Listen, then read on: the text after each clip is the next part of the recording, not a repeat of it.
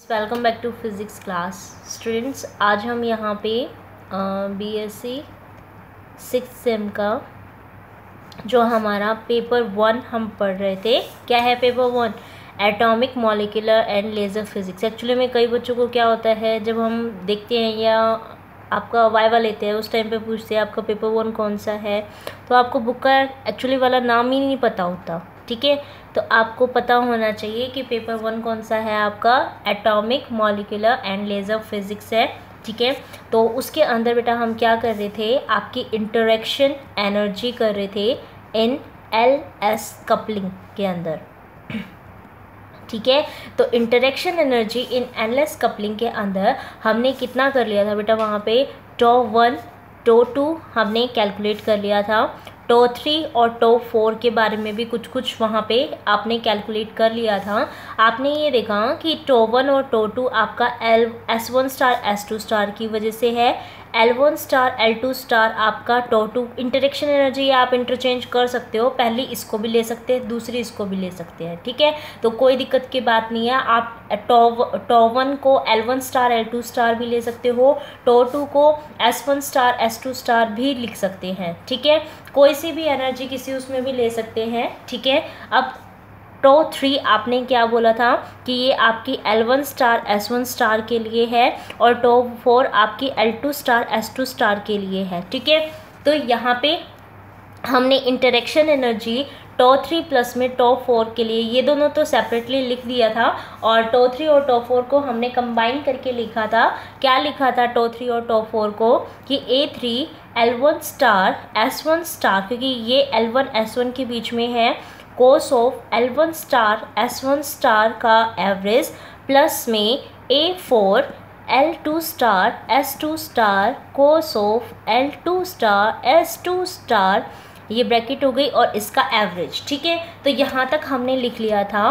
और मैंने ये कहा था कि ये जो L1 स्टार और S1 स्टार है, ये एक्चुअली में एंगल हमारे चेंज होते रहेंगे, L1 का फिर L के साथ, L का S के साथ और S का S1 के साथ। सिमिलरली L2 का L के साथ, L का S के साथ और S का S2 के साथ एंगल बनाना था। ठीक है, तो ये जो आपने लाइन यहाँ पे लिखी है इसको हमने नीचे लिखना था, और यहाँ पे जो आपका कोस ऑफ L1 स्टार जो एंगल था वो भी हमने सॉल्व कर लिया था। जैसे मैं यहाँ पे इसका सिर्फ इतना पोर्शन लिख देती हूँ एवरेज वाला, ये कितना हो जाएगा, L1 star L star cos of L star S star और cos of S star S1 star हो जाएगा। ठीक है, यहाँ से इस सिर्फ इतना पोर्शन लिख रही हूँ क्योंकि ये तो सेम ही रहेगा। ये कितना हो जाएगा, cos of L2 star L star cos of L star S star cos of S star S2 star. तो मैंने आपको यहाँ पे ये बताया था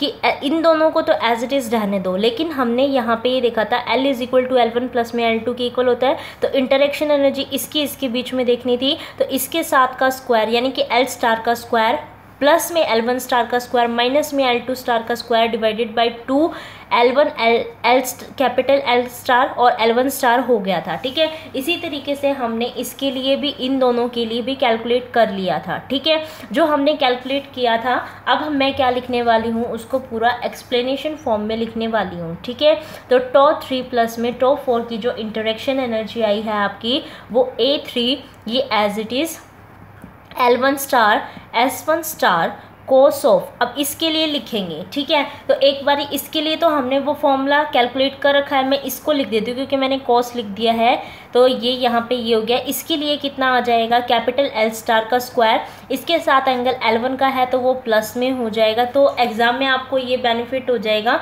आपको अगर ये पॉइंट पता चल गया कि जिसके साथ वो एंगल बना रहा है वो यहाँ पॉजिटिव में आएगा। ठीक है, तो L2 यहाँ पे नेगेटिव आ जाएगा अपॉन में 2 capital L star L1 star. ठीक है, फिर इसके लिए बताना था, तो कैपिटल L स्टार का स्क्वायर प्लस में S1 स्टार का स्क्वायर माइनस S2 स्टार का square divided bye 2S star S1 star. ठीक है, प्लस में A4 L2 स्टार और S2 स्टार, यहाँ पे कितना आ जाएगा, कोस ऑफ। अब ये किसके लिए बताना था, यहाँ पे भी L स्टार S स्टार तो आई गई। ठीक है, इसके लिए आप इस तरीके से इसको ओपन कर दीजिए, ये कितना हो जाएगा बेटा, यहाँ पे L का L2 के साथ बताना था, तो L स्टार का स्क्वायर प्लस में L2 के साथ है ना, तो L2 प्लस हो जाएगा और L1 क्या हो जाएगा यहाँ पे नेगेटिव में आ जाएगा, अपॉन में 2L star L1 L2 star, ठीक है।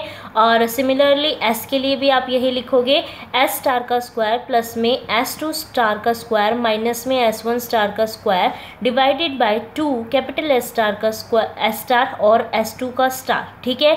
अब यहाँ से देखो जो जो चीज़ें कैंसिल आउट होती हैं उसको कैंसिल कर दीजिए। L स्टार L1 स्टार आपका L1 स्टार से कैंसिल हो गया, S1 स्टार आपका S1 स्टार से कैंसिल हो गया, ठीक है। L2 स्टार आपका L2 स्टार से कैंसिल हो गया, S2 स्टार आपका S2 स्टार से कैंसिल हो गया, ठीक है। तो जो कैंसिल होने के बाद टर्म बच गई है, ठीक है, उसको लिख दीजिए यहाँ पे। और इसको भी इस फॉर्म में मैं क्या लिख सकती हूँ, एक बार इसको लिख लो, जो आपका यहाँ पे आ रहा है τ3 प्लस में τ4 is equal to A3 cos of L star S star, ठीक है। और यहाँ पे कितना हो गया, L स्टार का स्क्वायर प्लस में L1 स्टार का स्क्वायर माइनस L2 स्टार का square divided by 2L star. और यहाँ पे कितना हो गया, S स्टार का स्क्वायर प्लस में S1 स्टार का स्क्वायर माइनस में S2 स्टार का square divided bye 2S star, ठीक है। नीचे वाली टर्म में कितना हुआ, A4 cos of L star S star और यहाँ पे L स्टार का स्क्वायर प्लस में L2 स्टार का स्क्वायर माइनस L1 स्टार का square divided by 2L star. और यहाँ हो गया S स्टार का स्क्वायर प्लस में S2 स्टार का स्क्वायर माइनस S1 स्टार का square divided bye 2S star, ठीक है। तो मैं इसमें क्या कर सकती हूँ, इस पूरे टर्म में मैंने L स्टार S स्टार से मल्टीप्लाई भी कर दिया, यहाँ नहीं, मैं यहाँ लिख देती हूँ इसको कि मैंने L स्टार S स्टार से मल्टीप्लाई भी कर दिया और डिवाइड किया, तो ये स्क्वायर में हो गया। सिमिलरली मैंने यहाँ पे L स्टार S स्टार से मल्टीप्लाई भी कर दिया और डिवाइड वाला ये स्क्वायर में फॉर्म में हो गया, ठीक है। तो अगर ये इस तरीके से हो गया है तो इस इक्वेशन को मैं नाम दे देती हूँ कि ये मेरी कौन सी इक्वेशन हो गई, 7th इक्वेशन हो गई। 5th और 6th मैंने कौन सी को नाम दिया था, आपकी इंटरेक्शन एनर्जी को नाम दिया था, ठीक है। अब देखो ये कितना टिपिकल फॉर्म में हो गया, ठीक है। इस टिपिकल फॉर्म को हटाने के लिए मैं क्या करती हूँ, ये जो आपका ये वाला फॉर्म आ रहा है ना यहाँ पे, ये वाला, ठीक है, कैपिटल L स्टार का स्क्वायर प्लस में L1 की इंटरेक्शन, S की S1 के साथ जो इंटरेक्शन होके ये जो मल्टीपल आया है, इसको मैं नाम दे रही हूँ कि ये मेरा बीटा 3 है, ठीक है। और यहाँ पे या फिर B3 आप नाम दे सकते हो, A और B की फॉर्म में लिख रहे हो तो आप इसको B3 का कांस्टेंट नाम दे सकते हो, ठीक है। इसी तरीके से ये वाला जो L की इंटरेक्शन L2 के साथ और S की इंटरेक्शन S2 के साथ हुई थी, इसको मैंने नाम दे दिया कि ये मेरा B4 कांस्टेंट है, ठीक है। तो नाउ इक्वेशन 7 बिकम्स, क्या बन गई आपकी, τ3 प्लस में τ4 इज इक्वल टू A3 के साथ B4 वाला कांस्टेंट प्लस में A4 के साथ B4 वाला कांस्टेंट, A3 के साथ B3, A4 के साथ B4 वाला कांस्टेंट, ठीक है। और ये जो टर्म थी ये आपकी दोनों में कॉमन थी, तो L star S star cos of L star S star दोनों में कॉमन आ जाएगा, ठीक है। और मैं अगर इसको भी ये नाम दे दूं कि ये मेरा, क्योंकि ये भी कांस्टेंट था ये भी कांस्टेंट था, इन दोनों में ये दोनों भी कांस्टेंट है, तो एग्जाम में आपको क्या करना होगा, ये टर्म तो आप ये लिख दोगे, ठीक है, वहाँ पे वाला फाइंड आउट कर दोगे, लेकिन ये A3 B3 A4 B4 के बारे में आपको क्या करना पड़ेगा, A3 B4 तो आपका कांस्टेंट है, A3 A4 तो कांस्टेंट है, B3 और B4 जो कांस्टेंट है उनकी वैल्यू इस तरीके से फाइंड आउट की जाएगी। तो अगर आपका पर्टिकुलर, जैसे अब हम न्यूमेरिकल करेंगे इसके रिगार्डिंग जो एग्जाम में आता भी है, ठीक है, तो उसके अंदर आपने क्या करना है बेटा, वहाँ पे B3 जैसे आपको पता है L L1 के साथ इंटरेक्ट करता है, S S1 के साथ इंटरेक्ट करेगा, तो ये वाला फैक्टर आपको वहाँ पे ध्यान आ जाएगा, इससे कॉरस्पॉन्डिंग आप B4 भी फाइंड आउट कर लोगे और जस्ट वैल्यू पुट करनी है यहाँ पे, ठीक है। तो ये एक छोटा टर्म हमारा बन गया है, तो हम लिखेंगे कि τ3 प्लस में τ4 का इंटरेक्शन A, और ये इंटरेक्शन जो LS की होती है सबको पता है, उसको हम J स्टार का स्क्वायर माइनस में L स्टार का स्क्वायर माइनस में ही कैपिटल है तो ये सारा कैपिटल ही लिखा जाएगा, S स्टार का square divided by 2, L star S star होता लेकिन वो उसके साथ बोला गया है, तो इस पूरे का रिजल्ट ये हो जाएगा, ठीक है। तो अब हमें टो1 टो3 टो4 और टो1 टो2 टो3 टो4 सारे के हमारे इंटरेक्शन एनर्जी, जो इंटरेक्शन आपने देखी थी उनके कॉरस्पॉन्डिंग इंटरेक्शन एनर्जी हमें मिल गई है। लेकिन आपको पता है कि हम इन इंटरेक्शन एनर्जी को क्या करते हैं, हमारे हाइपोथेटिकल सेंटर की फॉर्म में उसकी फॉर्म में बताएंगे। तो आप लिखोगे the term value of any fine structure is tau is equal to tau naught minus में tau1 plus tau2 plus tau3 plus tau4। इस तरीके से हम क्या बताएंगे, उसकी इंटरेक्शन एनर्जी बताएंगे। ठीक है, तो यहाँ पे tau naught क्या है, is the hypothetical center of entire electron configuration।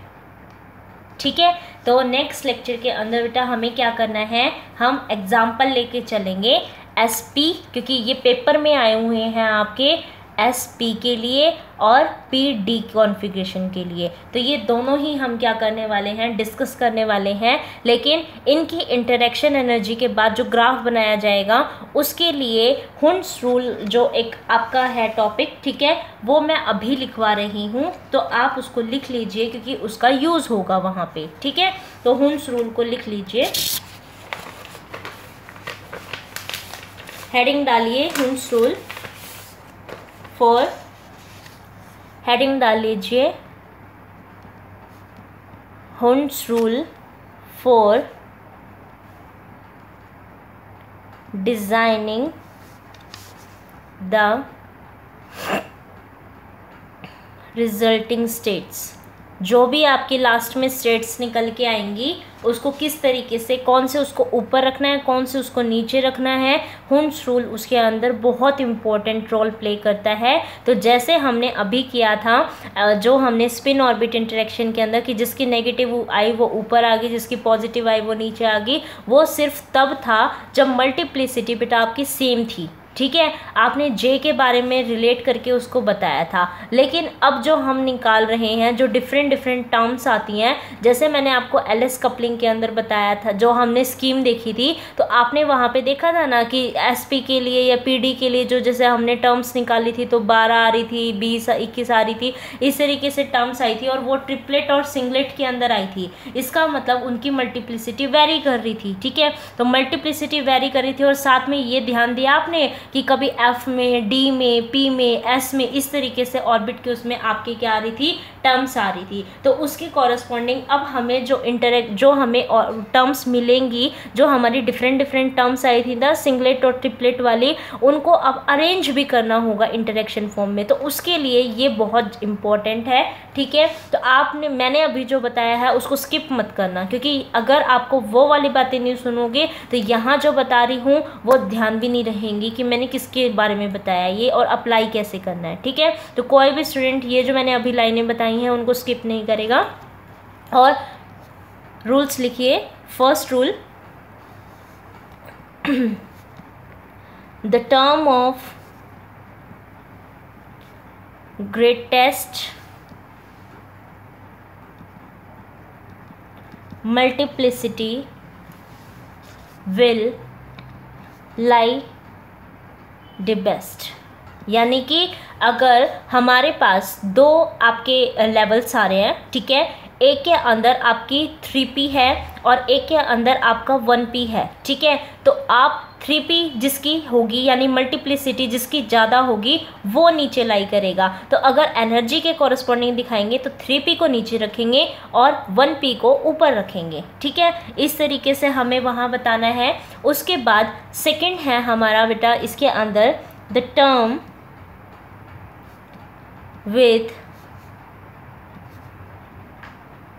largest value of L will lie the best.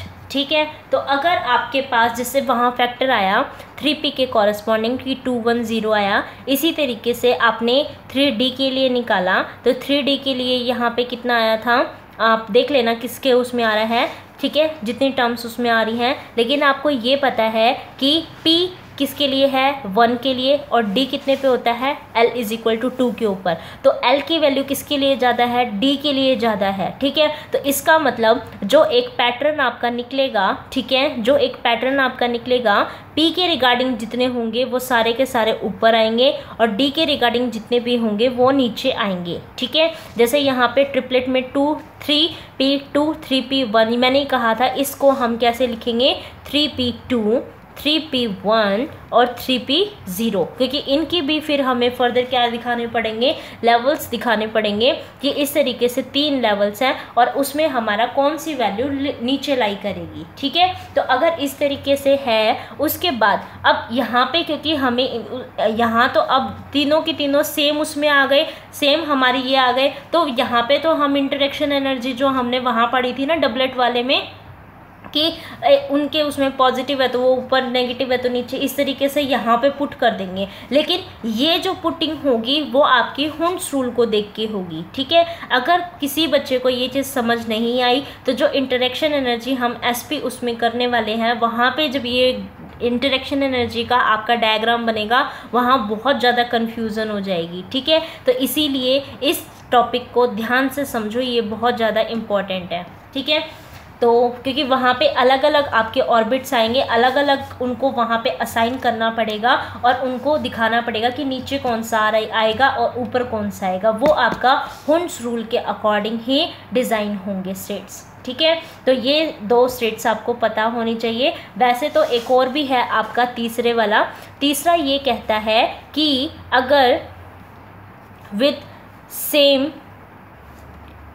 Value of L and multiplicity, then if the जो हमारा जो जैसे ये होते हैं ना कि p ऑर्बिट के लिए 1 0 -1, मैं ये बोल देती हूँ। ठीक है, आप इसके अकॉर्डिंग लिख लीजिए क्योंकि ये समझाना भी है। तो जैसे ये हमारे इसके अंदर टर्म्स आ गई, ठीक है, तो कितनी फिलिंग हो रही है इसके अंदर, 6 फिलिंग हो सकती है। ठीक है, स्पिन आपकी अप एंड डाउन करके, तो अगर वो हमारा हाफ फील्ड से कम फील्ड है, ठीक है, अगर जैसे इसके अंदर मैंने हाफ फील्ड कितना हो गया कि एक अप स्पिन डाउन डाउन करती तो पूरा फिल हो जाता। ठीक है अगर ये हो गया और ये ना होता या इसके साथ होता, ये ना होता, तो हाफ फील्ड से कम फील्ड होगा, तो जितनी टर्म्स इसके अकॉर्डिंग बनेगी यहाँ पे। ठीक है, ये किसकी वैल्यूज़ होती है बेटा, एल की वैल्यू यहाँ पे 1 है, ये किसकी वैल्यू है, एम एल की।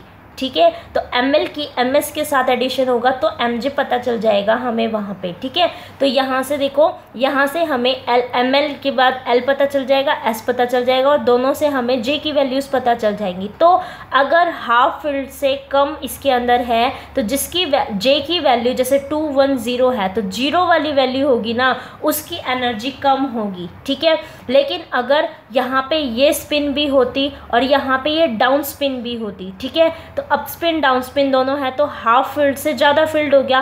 हाफ फील्ड से ज़्यादा फील्ड होने के बाद जे की जो ज़्यादा वाली वैल्यू है वो लाइज द बेस्ट। ठीक है, तो इफ़ द फिलिंग इज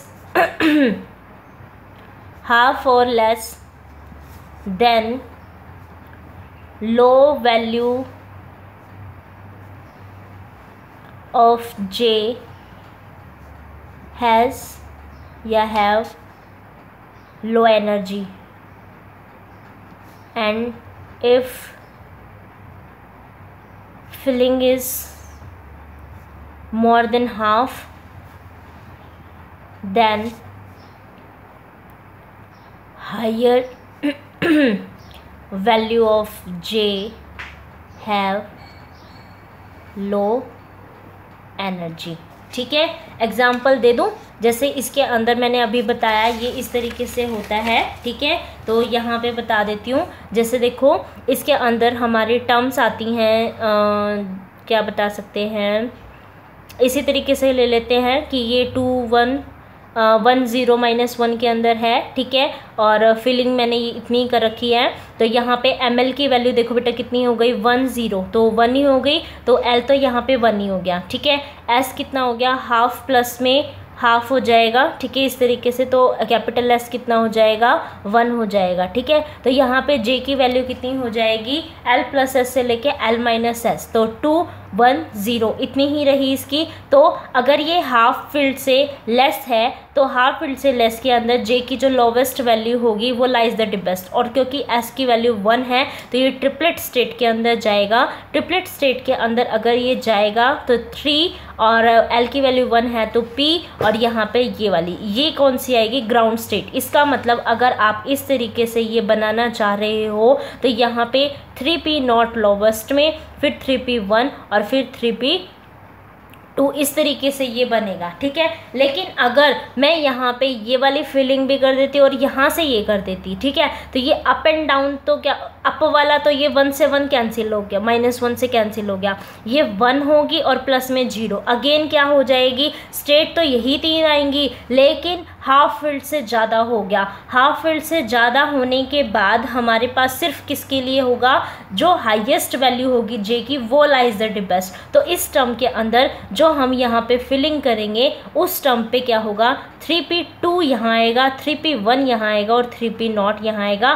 कब, जब आप किसके बारे में बात कर रहे हो, हाफ फील्ड से ज़्यादा, तो आपका ये वाला पैटर्न बनेगा। हाफ फील्ड से कम होगा तो ये वाला होगा। अभी ये मैंने आपकी नॉलेज के लिए बताया था, ये आपके अभी इंटरेक्शन एनर्जी की फॉर्म में, ये इंटरेक्शन एनर्जी जो हम स्पेक्ट्रा बनाएंगे उसके अंदर ये नहीं है, लेकिन आपको पता भी होना चाहिए, ठीक है।